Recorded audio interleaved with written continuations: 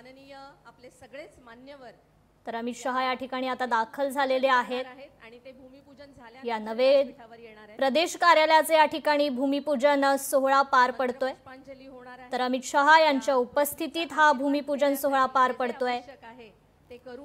अमित शहा या ठिकाणी दाखल झालेले आहेत। त्याचं पायाभरणीचा हा कार्यक्रम आज आहे, भूमिपूजनाचा कार्यक्रम आहे। माननीय मुख्यमंत्री देवेंद्रजी फडणवीस अमित शहा हे भाजप कार्यालयात आता दाखल झालेले आहेत। नव्या प्रदेश कार्यालयाचा हा भूमिपूजन सोहळा त्यांच्या चंद्रकांतदादा पाटील उपस्थितीत हा भूमिपूजन सोहळा या ठिकाणी आता पार पडतोय। अमित शहा हे मुंबई दौऱ्यावर आहेत। सर्व मान्यवर मंत्रीगण इथे खाली या भूमिपूजनाचा कार्यक्रमासाठी त्यांची उपस्थिती लाभलेली आहे। माननीय अमित भाईंच्या हस्ते इथल्या भूमीचं पूजन या संदर्भात आपण अधिक जाणून घेऊयात। आपले लोकशाही मराठीचे प्रतिनिधी चेतन ननावरे आपल्याशी जोडले गेलेले आहेत। चेतन, खरं तर या नव्या प्रदेश मुख्यालयाचं आता या ठिकाणी भूमिपूजन होत आहे। अमित शहा मुंबई दौऱ्यावर आहेत, त्यांच्याच उपस्थितीत हे भूमिपूजन होत आहे। काय अधिकची अपडेट? निश्चितच या आता भूमिपूजन सोहळ्यात सुरुवात झालेली आहे आणि तब्बल 11 मजली ही इमारत आहे ती चर्चगेट जवळ आता उभारली जाणार आहे। पुढच्या 3 वर्षांमध्ये हे इमारत उभारण्याचं नियोजन असेल।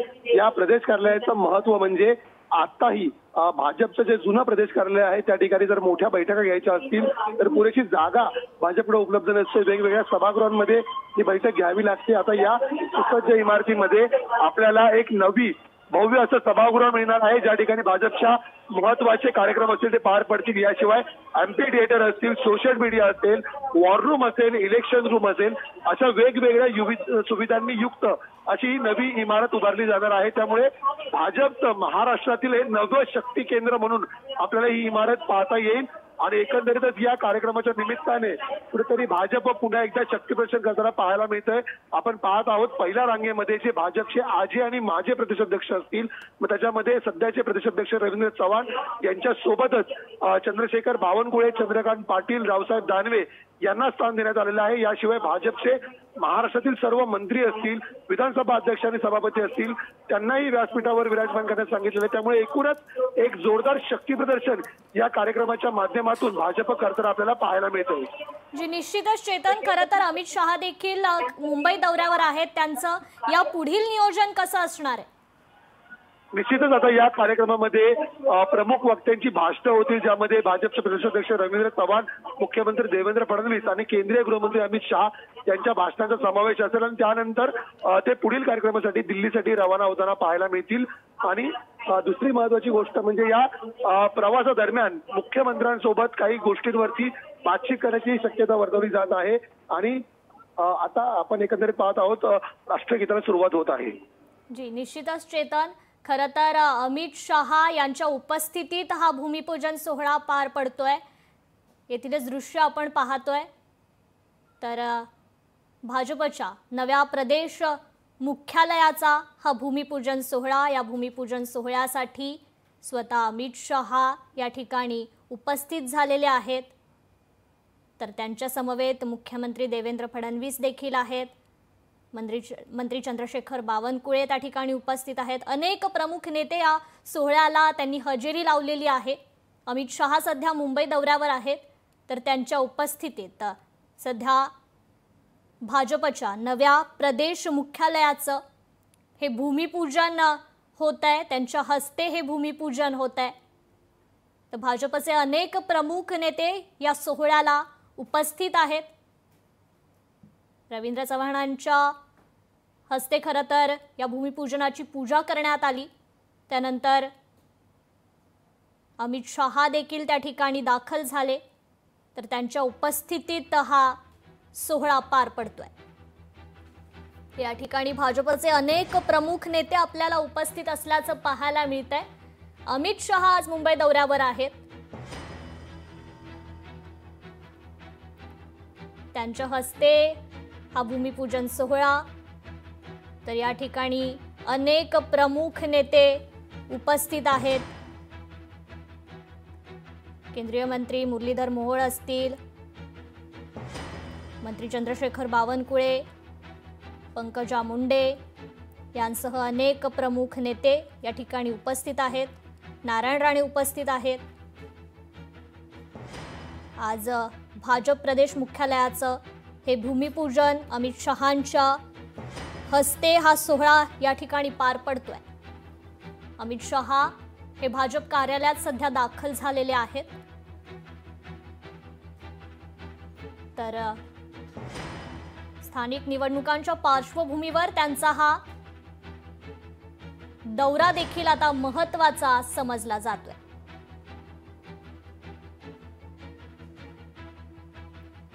अमित शहांच्या हस्ते भाजपच्या या नव्या प्रदेश मुख्यालयाचे या ठिकाणी भूमिपूजन करण्यात येत आहे. या सोहळ्याला भाजपचे अनेक प्रमुख नेते देखील उपस्थित आहेत.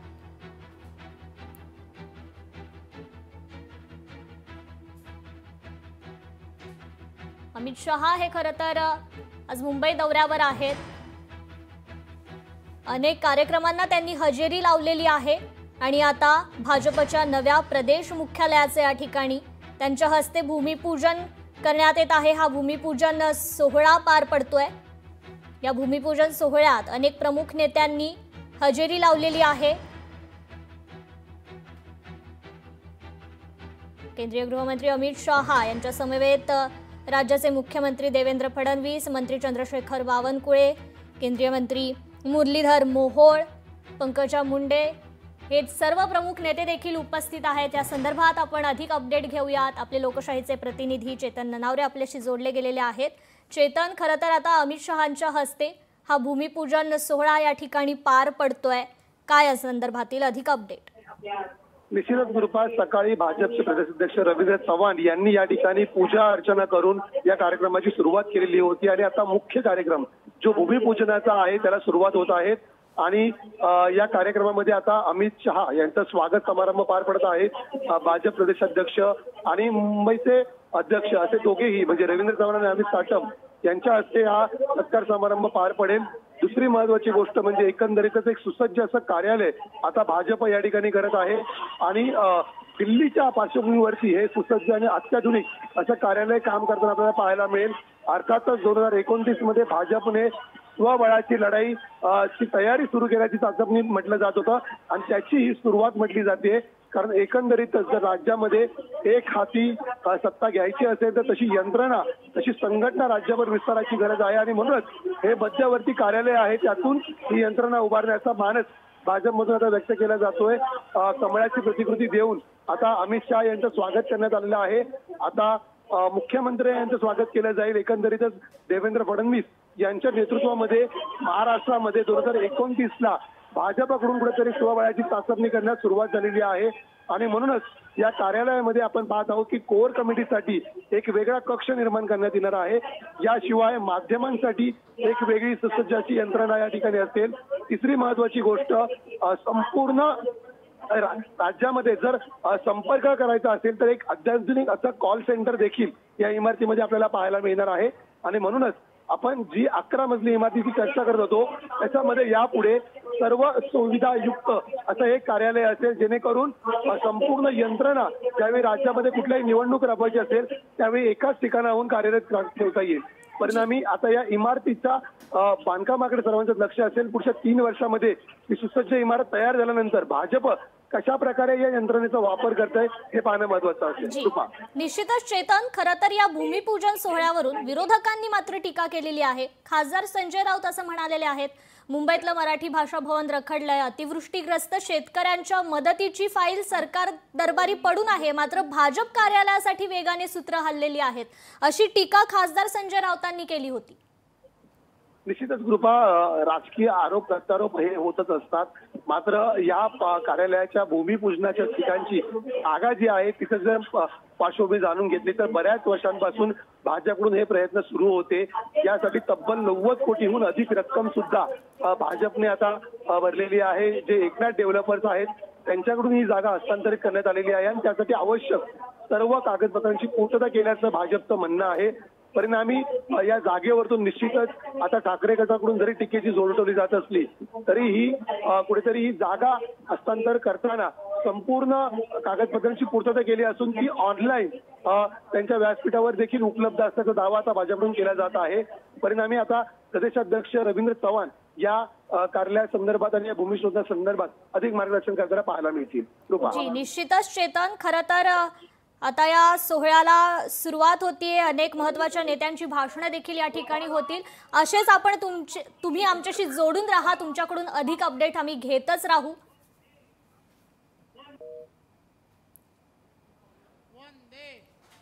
भारतीय जनता पार्टीचा खरं तर मी स्वतःला फार भाग्यवान समजतो की आजच्या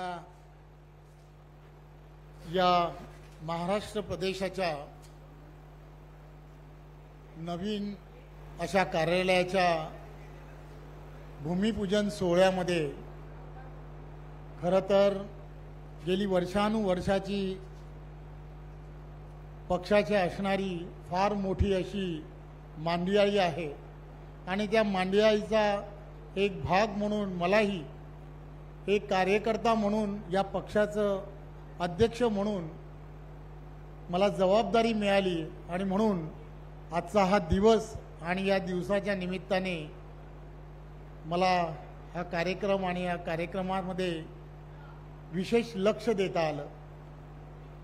त्या कार्यक्रमासाठी विशेष करून उपस्थित आपले सर्वांचे नेते आदरणीय अमितभाई, महाराष्ट्र राज्याचे लोकप्रिय असे मुख्यमंत्री आदरणीय आपले सर्वांचे नेते देवेंद्रजी, त्याचबरोबर व्यासपीठावरील सर्व जुने सर्व अध्यक्ष, सर्व मंत्रिमंडळातील सर्व सहकारी, सर्व भारतीय जनता पार्टीचे नेते मंडळी आणि माझ्यासमोर उपस्थित सर्व या कार्यक्रमाच्या निमित्ताने ज्यांना या कार्यक्रमाचं विशेष असं आमंत्रण दिलं गेलं असे आपण सर्व भारतीय जनता पार्टीचे सर्व विश्वस्त ज्याला म्हणतात असे आपण सर्वजण आणि मोठ्या संख्येने उपस्थित पत्रकार बंधू भगिनी, खरं तर मला आठवतं की 2014 पासून सातत्याने आपल्या या आजच्या कार्यक्रमाच्या निमित्ताने अमितभाई इथे उपस्थित आहेत, परंतु त्यांनी संपूर्ण देशभरामध्ये प्रत्येक पार्टीचं कार्यालय कसं असावं याचा जास्तीत जास्त आग्रह, प्रत्येक शासकीय जिल्ह्यांमध्ये पार्टीचं एक भव्य कार्यालय असावं, त्या कार्यालयामध्ये असणारी व्यवस्था कशा असाव्यात त्या संदर्भामध्ये सुद्धा एक वेगळ्या पद्धतीने सातत्याने मार्गदर्शन कार्यालयामध्ये आपल्या पार्टीचा असणारा इतिहास की जो लायब्ररी रूपाने त्या ठिकाणी असावा, की नवीन पदाधिकारी कार्यकर्त्यांना त्यांचे रेफरन्स मिळावेत, अशा पद्धतीचं मार्गदर्शन नेहमीच अमितभाई हे वारंवार जेव्हा जेव्हा संघटनात्मक बैठकांसाठी महाराष्ट्रात आले तेव्हा तेव्हा सातत्याने करत राहिले. आणि आज भारतीय जनता पार्टीचं वर्षानुवर्ष 90च्या दशकामध्ये नरिमन पॉईंटच्या इथे असणारं आपलं कार्यालय, धरमसिंगजी असतील, गडकरी साहेब असतील, त्यावेळीच्या काळामध्ये मुंडे साहेब असतील, रघुनाथजी असतील, ही सर्व मंडळी त्यावेळीची असणाऱ्या ह्या सगळ्यांनी त्या ठिकाणी सुरू केलेलं त्यावेळेचं ते कार्यालय आज पक्षाचा होत असलेला विस्तार लक्षात घेत असता पक्षाला एक चांगलं मुंबईमध्ये मोठं कार्यालय असावं असं स्वप्न भारतीय जनता पार्टीचा प्रत्येक कार्यकर्ता हा वर्षानुवर्ष पाहत होता. परंतु मुंबई आणि ह्या भागांमध्ये अशा मोठ्या कार्यालयासाठी जागा उपलब्ध होणं तेवढं शक्य नव्हतं आणि म्हणून अनेक प्रयत्न करून सुद्धा काही ना काहीतरी कारणांसाठी का होईना कुठेतरी अपयश येत होतं. परंतु सातत्य ज्याला म्हणतात, आपले नेते आदरणीय देवेंद्रजींचं करावं तेवढं कौतुक कमी आहे. कारण मी आठवतं की ते त्यावेळेला जेव्हा मुख्यमंत्री होते तेव्हापासून आजपर्यंत सातत्याने याचा पाठपुरावा करत करत करत करत आज या कार्यालयाच्या निर्माणासाठी आजचा तो दिवस उजाडला. खरं तर आम्हा सर्वांसाठी ही अत्यंत आनंदाची बातमी आहे की आपण सर्वजण येणाऱ्या लवकरच नवीन वास्तूमध्ये जाणार आहोत. परंतु मी आज या व्यासपीठावरून आपणा सर्वांना आणि विशेष करून अमितभाई ज्यांनी सातत्याने ह्या गोष्टीचा विचार केला की प्रत्येक शासकीय जिल्ह्यांमध्ये पार्टीचं भव्य असं कार्यालय असलं पाहिजे, देवेंद्रजींच्या नेतृत्वामध्ये आम्ही सर्वांनी प्रयत्न करू. त्या ठिकाणचे असणारे सर्व नेते मंडळी असतील, प्रत्येकाने त्याच्यामध्ये दिलेलं योगदान असेल. आज सर्व जिल्ह्यांमध्ये शासकीय जागा किंवा शासकीय कार्यालय जो जिल्हे ज्या ठिकाणी आहेत त्या ठिकाणी भारतीय जनता पार्टीचं कार्यालय हे आता येणाऱ्या 1 ते 1.5 वर्षामध्ये सर्व ठिकाणी पूर्ण होईल अशी परिस्थिती आता निर्माण झाली. बरीच कार्यालय 2-3 कार्यालय, मग संभाजीनगरचं कार्यालय असेल किंवा विशेष करून की ज्या रत्नागिरी सिंधुदुर्ग या ठिकाणची कार्यालय तर 2 महिन्यामध्ये या सगळ्या कार्यालयांच्या उद्घाटन सुद्धा आपल्याला करता येऊ शकतं अशी परिस्थिती आहे. त्यामुळे एक पूर्ण यंत्रणा, एक पूर्ण कमिटी यामध्ये सातत्याने काम करते. सावजी असेल, त्यांच्याबरोबरचे असणारे सर्व प्रमुख कार्यकर्ते पदाधिकारी की यांनी त्या ठिकाणी जाऊन या सगळ्या लिगॅलिटी सगळ्या तपासून आपलं पार्टीचं कार्यालय, आपली वास्तू ही कशी असावी, कशा पद्धतीने असावी याचा पूर्णपणे ज्याला म्हणतात की वेळ देणं ज्याला म्हणतात, असा वेळ देणारी ही सर्व मंडळी की ज्यांनी यामध्ये दिलेलं योगदान हे सर्वात मोठं आहे. आज विशेष करून प्रकाश मेहताजी असतील, मनोज कोटकजी असतील की ज्यांनी या कार्यालयामध्ये किंवा कार्यालयाच्या या कामामध्ये विशेष लक्ष घातलं, त्यांचंही मी आपणा सर्वांच्या वतीने खूप खूप आभार मानतो. आणि आपण सर्वजण या कार्यक्रमाचे आपण सर्वजण साक्षीदार झालात त्याबद्दल आपणा सर्वांचं सुद्धा मनपूर्वक धन्यवाद देतो. जय हिंद, जय महाराष्ट्र. धन्यवाद दादा.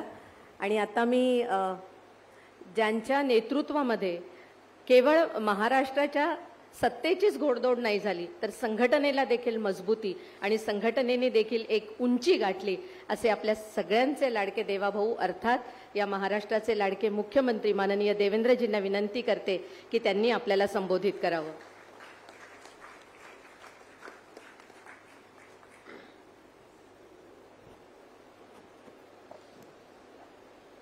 आज आपल्या सर्वांकरताच एक अतिशय आनंदाचा दिवस आहे की आपल्या महाराष्ट्र प्रदेश कार्यालयाच्या नूतन इमारतीचं भूमिपूजन देशाचे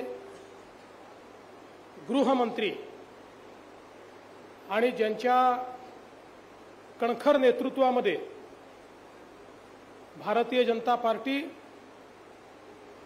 आणि आपला देश हा सातत्याने प्रगती करतो आहे असे माननीय अमितभाई शहाजी,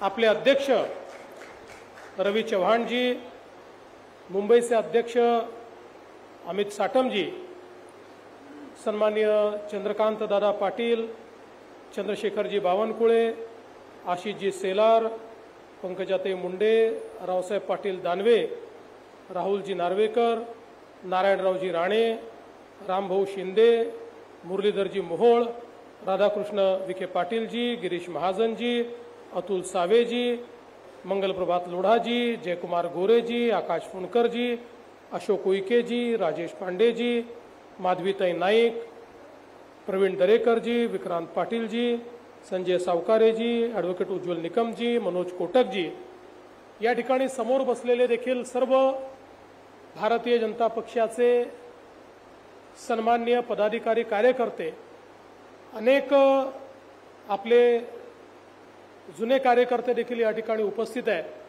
आपल्या सर्वांचं मी अतिशय मनापासनं आजच्या या कार्यक्रमामध्ये स्वागत करतो. आत्ताच अध्यक्षांनी सांगितलं की ज्यावेळी माननीय आपले नेते नरेंद्रभाई मोदीजी यांच्या नेतृत्वात देशामध्ये आपलं सरकार आलं आणि त्यानंतर भारतीय जनता पक्षाची धुरा राष्ट्रीय अध्यक्ष म्हणून माननीय अमितभाई शहांनी घेतली, त्यावेळी आपल्या पक्षाने निर्णय केला की प्रत्येक जिल्ह्यामध्ये पक्षाचं एक कार्यालय असलं पाहिजे. खरं म्हणजे प्रत्येक व्यक्तीला असं वाटतं की माझं स्वतःचं घर असावं आणि ते साहजिक देखील आहे. पण जसं व्यक्तीचं घर महत्त्वाचं आहे तसं कार्यालय हे पक्षाचं आणि कार्यकर्त्यांचं घर आहे. आणि म्हणून पक्षाचं आणि कार्यकर्त्यांचं घर देखील हे प्रत्येक जिल्ह्यात असलं पाहिजे. ते योग्य प्रकारचं झालं पाहिजे. त्या ठिकाणून जनसामान्यांना न्याय मिळाला पाहिजे. त्या ठिकाणून कार्यकर्ताही प्रशिक्षित झाला पाहिजे. अशा पद्धतीचा विचार करून संपूर्ण भारतामध्ये कार्यालय निर्माणाचं काम सुरू झालं आणि महाराष्ट्रातही सातत्याने आपण ते काम हातामध्ये घेतलं. या ठिकाणी आपले सगळे पूर्व अध्यक्ष बसलेले आहेत. त्या सगळ्या अध्यक्षांच्या नेतृत्वामध्ये रावसाहेब पाटील दानवे असतील, चंद्रकांतदादा पाटील असतील, चंद्रशेखरजी बावनकुळे असतील, या सगळ्यांच्या नेतृत्वात महाराष्ट्रातल्या वेगवेगळ्या ठिकाणी आपण जागा घेतल्या. त्या ठिकाणचं बांधकाम सुरू केलं. आमचे लक्ष्मण सावजी या ठिकाणी आहेत, ते आमचे कुल मुक्त्यार आहेत. त्यामुळे त्यांच्याच नावाने आम्ही सगळी खरेदी, म्हणजे भाजपच्या नावाने, पण भाजपचे कुल मुक्त्यार ते आहेत. त्यामुळे सगळ्या खरेदी करून आणि त्या ठिकाणी वेगवेगळ्या ठिकाणचं भाजपचं कार्यालय तयार करणं सुरू झालं. अनेक कार्यालय पूर्ण झाली, काही कार्यालय पूर्णत्वावर आली आहेत, काहींचं काम अद्याप सुरू आहे. पण हे सगळं होत असताना एका गोष्टीची खंत आम्हाला नेहमीच होती की जिल्ह्याची कार्यालय मोठी होत आहेत. जेव्हा प्रमोदजी होते त्या काळामध्ये मुंबईचं देखील कार्यालय जे आपलं दादरमध्ये आहे, अतिशय चांगलं भव्य कार्यालय, हे मुंबईने त्या काळामध्ये तयार केलं. पण दुर्दैवाने प्रदेशाचं कार्यालय मात्र हे सर्वात लहान कार्यालय होतं. कारण जी काही जागा उपलब्ध होती त्या जागेमध्ये त्या काळामध्ये प्रमोदजी, गोपीनाथजी सगळ्यांनी मिळून ते कार्यालय तयार केलं होतं. आणि म्हणून अनेक अडचणी त्या कार्यालयामध्ये असताना देखील त्या कार्यालयातनं भारतीय जनता पक्षाचा कारभार आपण चालवत होतो. मला आजही आठवतं की आपलं हे जे प्रदेशाचं कार्यालय आहे, 2014च्या निवडणुकीमध्ये आपले राष्ट्रीय अध्यक्ष असलेले अमितभाई 15 दिवस त्या कार्यालयातच होते. पूर्ण सकाळपासून रात्रीपर्यंत त्या कार्यालयातनं अमितभाई पूर्ण निवडणुकीचं संचालन करायचे. आणि मुंबईचा आवडता वडापाव हा त्या ठिकाणी बसून खायचे आणि त्याच्यावरच पूर्ण इलेक्शन हे अमितभाईंनी काढलं होतं. पण आमची सगळ्यांची इच्छा होती की मुंबईमध्ये आपल्या प्रदेशालाही एक चांगलं कार्यालय मिळालं पाहिजे. आणि त्याकरता आपल्या जागा सातत्याने आम्ही शोधत होतो. खूप ठिकाणी जागा बघत होतो. आणि साधारण एक निर्णय आम्ही केला होता की फार सरकारी जागेच्या मागे न जाता आपल्याला जी काही खासगी जागा, परवडणारी जागा मिळेल अशी जागा, कोणी डोनर मिळाला तर त्याची जागा, अशा अनेक ठिकाणचा प्रयत्न आमचा चालला होता. मी विशेष या ठिकाणी उल्लेख करीन तो आमच्या मनोज कोटक यांचा. मनोज कोटक यांनी ही जागा शोधून काढली. अनेक अडचणी या जागेमध्ये होत्या. एक एक अडचण आम्ही दूर केली आणि हळूहळू ही जागा आपण त्या ठिकाणी मिळवली. काही लोकांनी त्याच्यावरही प्रश्नचिन्ह उभं केलेलं आहे. त्यांना मी सांगतो, भारतीय जनता पार्टी काचेच्या घरात राहत नाही. हमारे ऊपर पत्थर फेकने का प्रयास मत करो. मला पहिल्या दिवशी माहिती होतं की आपण ज्या वेळेस कार्यालयाकरता जागा घेऊ, काही नतद्रष्ट लोक बसलेलेच आहेत, रोज ते प्रश्न विचारतील. त्यामुळे मी पहिल्या दिवशी मनोजला सांगितलं होतं, मनोज, सरकारी जागा नको, जी जागा आहे ती विकत घेऊ आणि विकत घेताना महानगरपालिकेचे सगळे नियम हे आपण पाळू, कारण इकडच्या सगळ्या जागा या लिस्टच्या जागा असतात, त्याची परमिशन घ्यावी लागते, पैसे भरावे लागतात. मी म्हटलं सगळ्या गोष्टी पूर्ण नियमाने, आपल्याला एकाही नियमात सूट नको, आपल्याला एकही शॉर्टकट नको, आपल्याला एकही कन्सेशन नको. जे काही एखाद्या सामान्य माणसानी किंवा एखाद्या बिल्डरने देखील जर एखादा प्लॉट घेतला तर त्याला जे जे करावं लागेल ते सगळं भारतीय जनता पार्टी या ठिकाणी करेल. आणि आम्ही नीट सगळ्या परवानग्या घेत, सगळ्या प्रकारचे पब्लिक नोटिफिकेशन असेल, नोटिसेस पाठवणं असेल, जे जे करावं लागतं ही प्रत्येक गोष्ट करून भारतीय जनता पक्षाने स्वतःचे पैसे खर्च करून ही जागा विकत घेतलेली जागा आहे. त्यामुळे ज्या लोकांना जागा बळकवण्याची सवय आहे त्यांनी आम्हाला प्रश्न विचारू नये हे अतिशय स्पष्टपणे या ठिकाणी सांगतो. आणि आज मला आनंद आहे की याच्यावर हाफिज कॉन्ट्रॅक्टर यांच्यासारखा एक मुंबईतले जे अगदी आंतरराष्ट्रीय दर्जाचे प्रथित यश अशा प्रकारचे आर्किटेक्ट आहेत त्यांना आम्ही विनंती केली की आम्हाला एक चांगली इमारत या ठिकाणी तयार करायची आहे. आणि इमारत करताना हा काही ही कुठल्या बिल्डरची इमारत नाही आहे किंवा ही कमर्शियल इमारत नाही आहे, ही अशी इमारत आम्हाला हवी आहे की सामान्यातल्या सामान्य माणसाला या ठिकाणी येण्याची इच्छा व्हावी. राज्यभरातल्या आमच्या कार्यकर्त्यांना ते आपलं हक्काचं घर वाटावं आणि सर्व प्रकारच्या फंक्शनल अशा प्रकारच्या गोष्टी आम्हाला या कार्यालयातनं करता याव्यात. या दृष्टीनं याचं डिझाईन तुम्ही तयार करा. मनोजनी स्वतः त्याच्यामध्ये चांगलं लक्ष घातलं, रवी चव्हाणांनी त्याच्यामध्ये लक्ष घातलं. सातत्याने या दोघांनी प्रयत्न करून एक अतिशय चांगलं डिझाईन त्याचं मान्य केलं. मला देखील त्यांनी दाखवलं, पण मी त्यांना सांगितलं की मला यातलं काही फारसं समजत नाही, त्यामुळे तुम्ही जे केलं ते मला मान्य आहे, कारण उद्या काही चुकलं तर त्यांच्या डोक्यावरच मारता येतं आपल्याला. त्यामुळे एक चांगलं अतिशय छान डिझाईन याचं हे आता तयार झालेलं आहे. त्याचं बांधकाम करून आमचा प्रयत्न आहे की पुढच्या 2 ते 2.5 वर्षामध्ये हे कार्यालय या ठिकाणी पूर्ण आपल्याला कार्यान्वित व्हावं या पद्धतीनं आपल्याला न्यायचं आहे.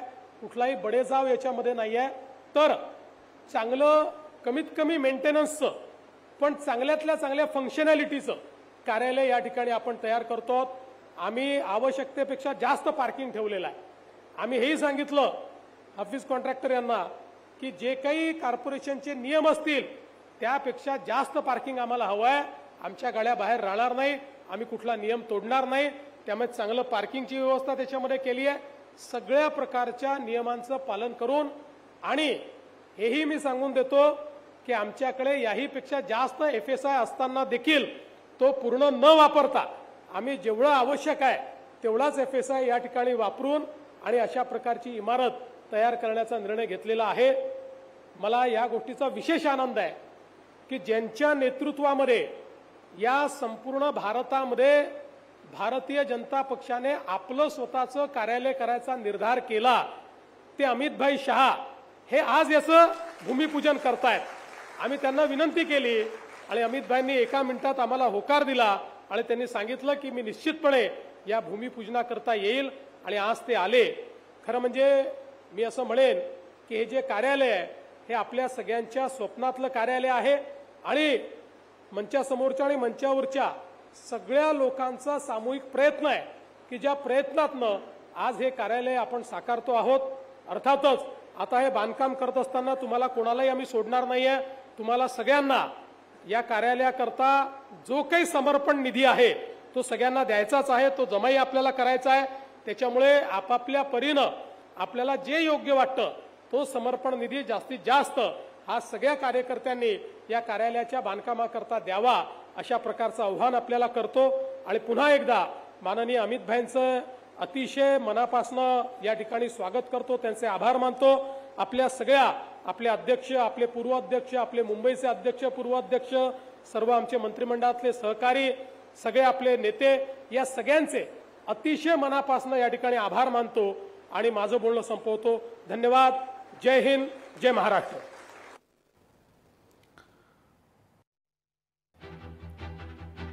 तर भाजप कार्यकर्त्यांसाठी आजचा दिवस हा आनंदाचा दिवस आहे असं मुख्यमंत्री देवेंद्र फडणवीस म्हणतायत. भाजपच्या राज्यातल्या नवीन मुख्यालयाचं भूमिपूजन हे अमित शहांच्या हस्ते पार पडलेलं आहे आणि त्याच अनुषंगानं मुख्यमंत्री देवेंद्र फडणवीस यांनी या सगळ्या मुद्द्यावर भाष्य केलेलं आहे. मनोज कोटक यांचा यावेळेला मुख्यमंत्र्यांनी उल्लेख केला. अमित शहा यांच्याच हस्ते या नवीन मुख्यालयाचं भूमिपूजन व्हावं ही सर्वांचीच इच्छा होती आणि अमित शहांनी त्यासाठी वेळ देखील दिला, त्याबद्दल त्यांचे आभार मानतो असं मुख्यमंत्री यावेळेला म्हणाले. पण राज्यातल्या भाजप कार्यकर्त्यांसाठी हा एक अत्यंत आनंदाचा दिवस असल्याचंही मुख्यमंत्र्यांनी सांगितलं. भाजपच्या राज्यातल्या नवीन मुख्यालयाचं भूमिपूजन पार पडलेलं आहे. भारतीय जनता पक्षाच्या वृद्धीसाठी आपण नवीन नवीन तंत्रांना आत्मसात करून पुढे कसं नेऊ शकतो याचा ज्यांनी अत्यंत डोळस आणि वास्तविक विचार केला आणि आज भारतीय जनता पक्षाला केवळ भारतात नाही तर देशभरामध्ये ज्यांनी अव्वल स्थान निर्माण करून दिलेलं आहे असं या देशाचं कणखर नेतृत्व असणारे आणि भारतीय जनता पक्षाच्या प्रत्येक कार्यकर्त्याचा आदर्श असणाऱ्या माननीय अमित भाईंना मी विनंती करते की त्यांनी आपल्याला संबोधित करावं.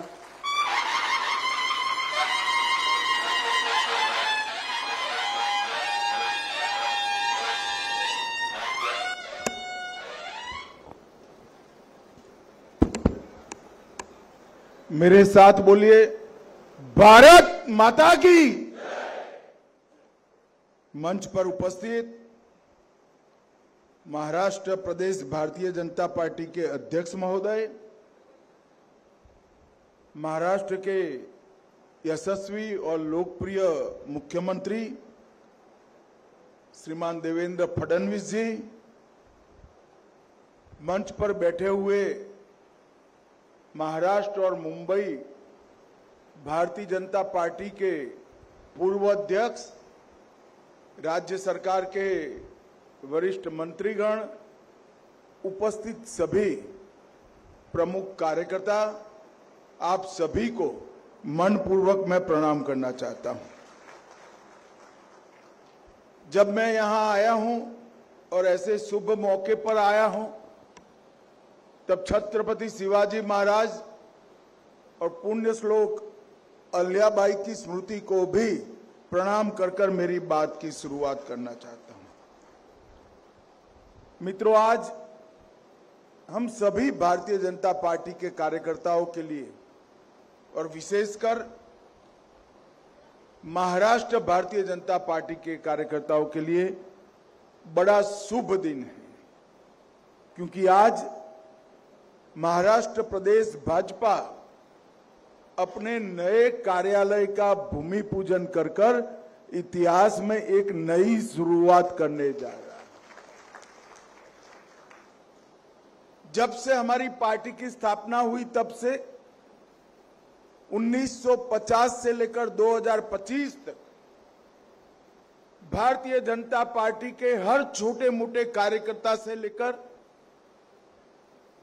बड़े से बड़े नेता तक हम सबको मालूम है कि कार्यालय हम सबके लिए मंदिर होता है और कार्यालय में ही हमारे काम का आलय होता है।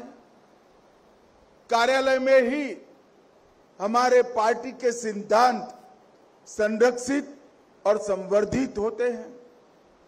कार्यालय में ही एक शुभेच्छक को कार्यकर्ता बनने की कॉलेज चलती है। कार्यालय में ही हमारे कार्यकर्ता का प्रैक्टिकल प्रशिक्षण होता है। बाकी सारे पार्टियों के लिए कार्यालय एक ऑफिस हो सकता है, परंतु भारतीय जनता पार्टी के कार्यकर्ताओं के लिए कार्यालय मंदिर से जरा भी कम नहीं। हमने हमेशा, जब से जनसंघ की स्थापना हुई तब से लेकर आज तक, संगठन के आधार पर राजनीतिक पार्टी चलाने के विचार को स्वीकार किया।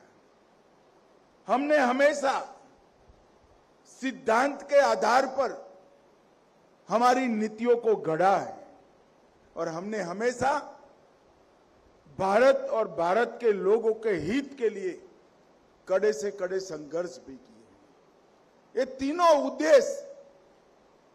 तीनों उद्देश्य परिपूर्ति जहां पर होती है उसका नाम है भारतीय जनता पार्टी का कार्यालय।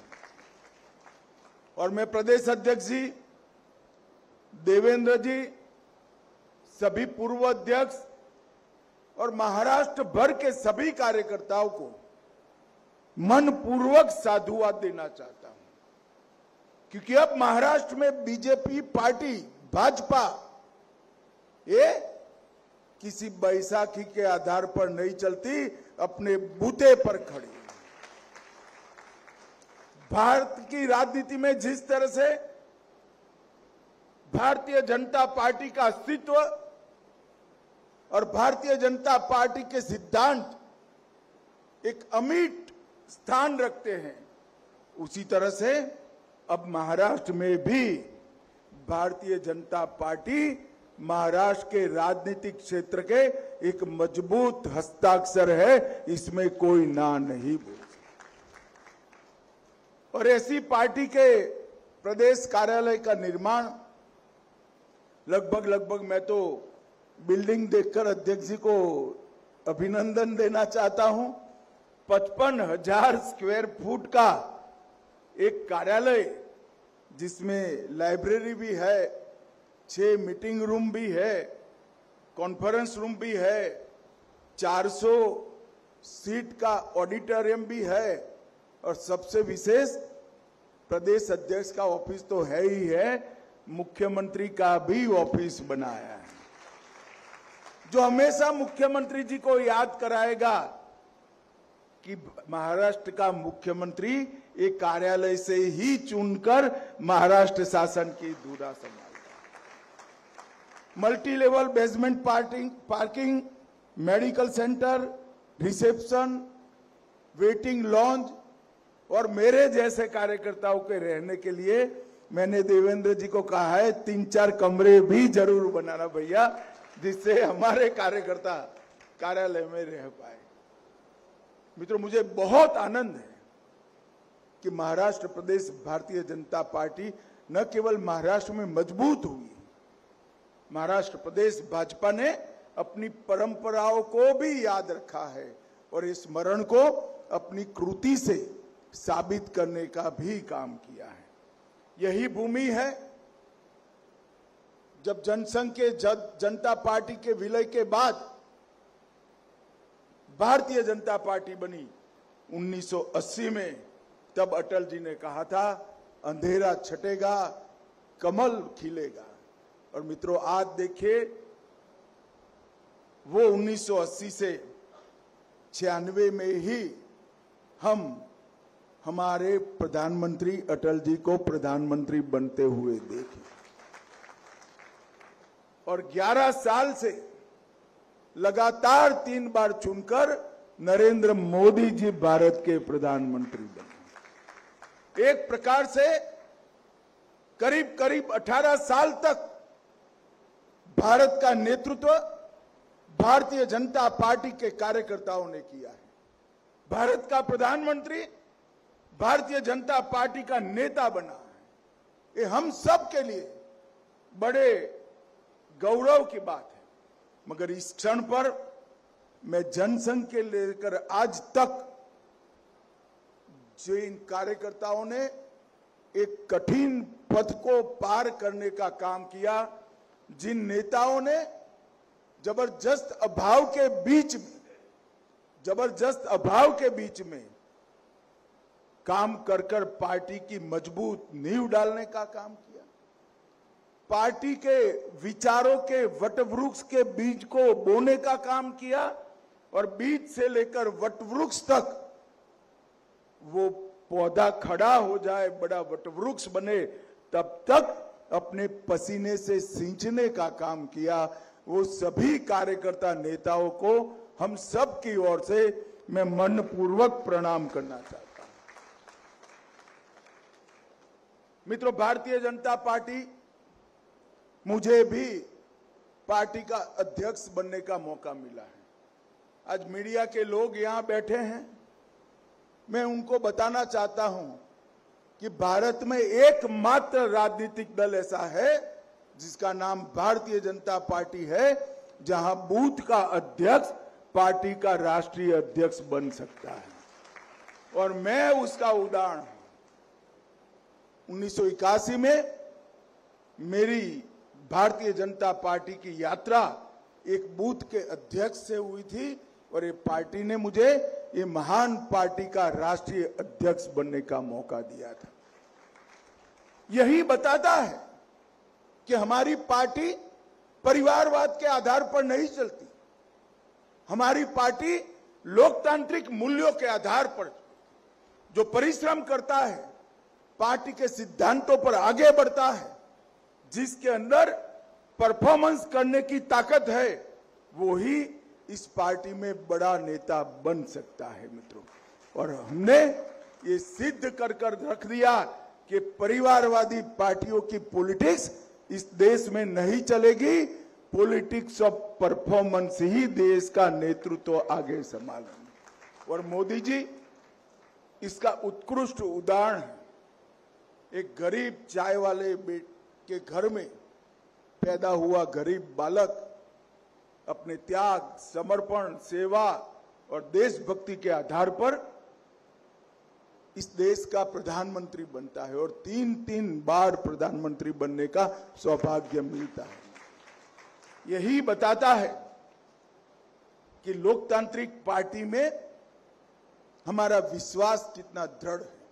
और मेरा स्पष्ट मानना है, जो पार्टियां अपने आंतरिक कामकाज के अंदर लोकतंत्र को बहाल नहीं कर सकती, वो पार्टियां देश के लोकतंत्र का कभी रक्षा नहीं कर सकती, कभी रक्षा नहीं कर सकती। और परिवारवादी पार्टियों के लिए ये बहुत बड़ा मैसेज है।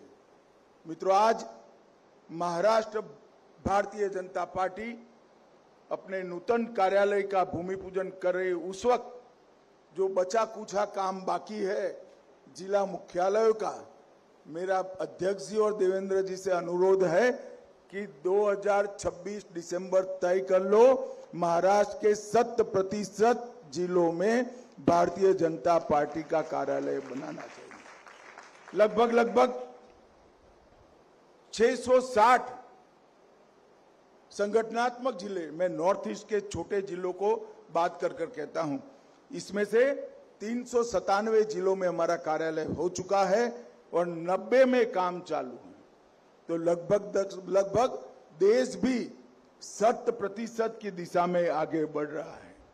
मित्रों, यही पार्टी श्यामा प्रसाद मुखर्जी, दीनदयाल उपाध्याय जी और अनेक ऐसे बड़े वरिष्ठ नेता जिन्होंने जीवन का क्षण और शरीर का कण पार्टी के सिद्धांत और भारत माता की सेवाओं में लगाया, इन्हीं के पुण्य का फल है कि आज पंचायत से लेकर पार्लियामेंट तक भारतीय जनता पार्टी पूरे देश में फैली। देवेंद्र जी ने 2015 के चुनाव की याद दिलाई। मैं पार्टी का अध्यक्ष बना था और चुनाव आया था। हमने सम्मान पूर्वक समझौते की बात करी, मगर हुआ नहीं, समझौता टूटा। हम बहुत लंबे समय के बाद स्वतंत्र रूप से लड़े और महाराष्ट्र को पहला भारतीय जनता पार्टी का मुख्यमंत्री मिला। और फिर लगातार 3 बार हम देवेंद्र जी के नेतृत्व में एनडीए महाराष्ट्र के अंदर विजयी हुआ है। और देवेंद्र जी आज फिर से एक बार मुख्यमंत्री बनकर हमारे सामने। मित्रों, महाराष्ट्र में भी डबल इंजन सरकार हो गई है। आप सभी को उससे संतोष होगा, मगर मुझे इससे संतोष नहीं है। डबल इंजन सरकार नहीं चाहिए, ट्रिपल इंजन सरकार चाहिए। तहसील पंचायत, जिला पंचायत, म्युनिसिपैलिटी और म्युनिसिपल कॉरपोरेशन मैं भारतीय जनता पार्टी के कार्यकर्ताओं का आह्वान करना चाहता हूं कि इतने दमखम के साथ लड़िए कि विरोधियों का सुपड़ा साफ हो, दूरबीन लेकर कहीं पर वो दिखाई न पड़े। इतने प्रचंड आवेग और परिश्रम के साथ इस चुनाव को हमने लड़ना भी है और जीतना भी। देश की जनता भारतीय जनता पार्टी के स्वागत के लिए तैयार है। यही बताता है, यही महाराष्ट्र में हम 2014 में चौथे नंबर की पार्टी हुआ करते थे और आज महाराष्ट्र में हम पहले नंबर की पार्टी बनकर हो गए। और ये स्थिति देश भर की, क्योंकि हम जब सत्ता में आए, पूर्ण बहुमत के साथ हमारी सरकार बनी, पंडित दीनदयाल उपाध्याय जी के अंत्योदय के सिद्धांत को हमने जमीन पर उतारा। हमने इस देश के 60 करोड़ गरीबों के लिए घर में बिजली, गैस का सिलेंडर, शौचालय, पीने का पानी, प्रति व्यक्ति 5 किलो मुफ्त अनाज, हर व्यक्ति को 5 लाख तक की मेडिकल की सुविधाएं, न जाने कितने उपहार देकर गरीबों का जीवन हमने दुष्कर था उसको सुलभ बनाने का काम किया है। देश का अर्थतंत्र 11वें नंबर था, हम चौथे नंबर पर लेकर आए, देश को समृद्ध किया है।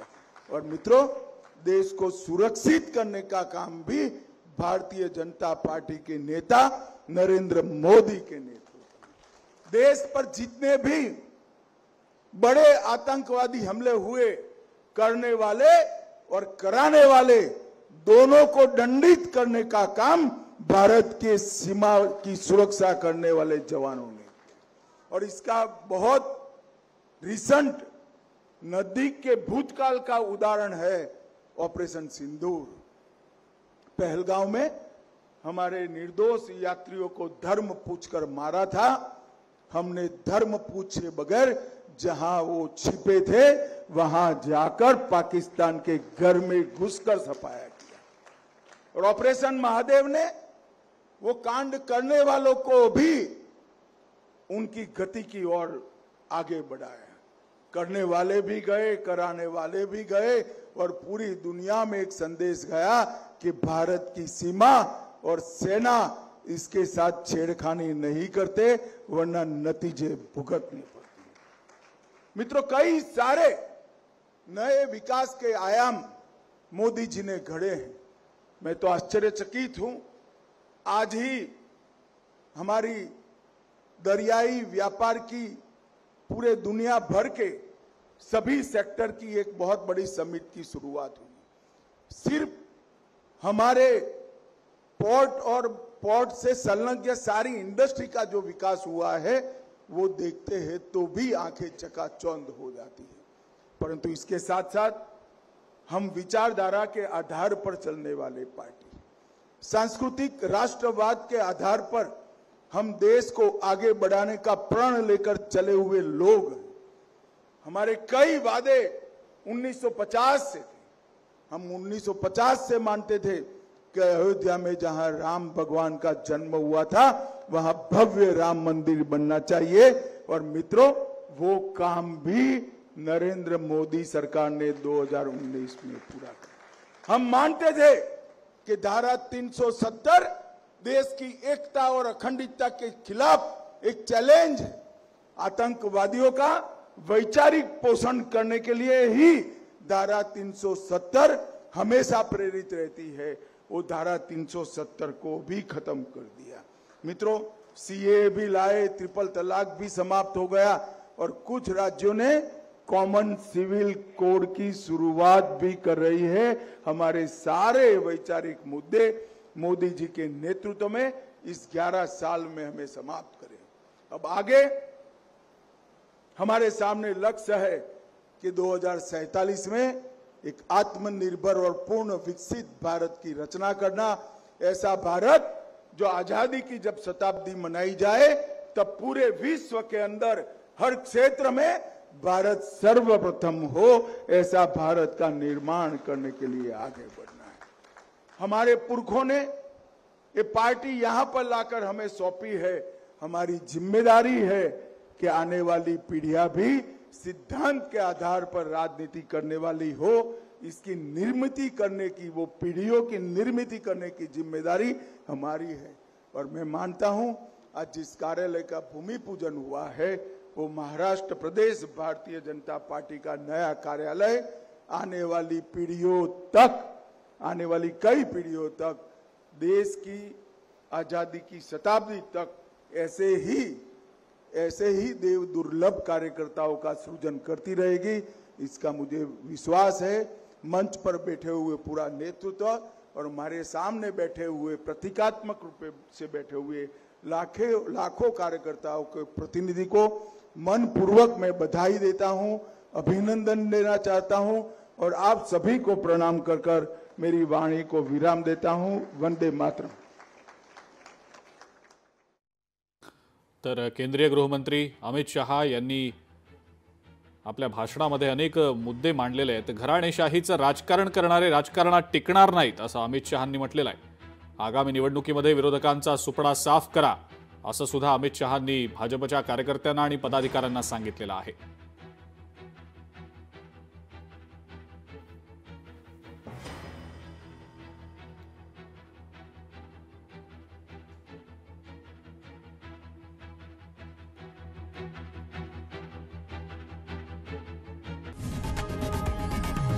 लोकशाही मराठी ऐका, पहा, जागरूक रहा।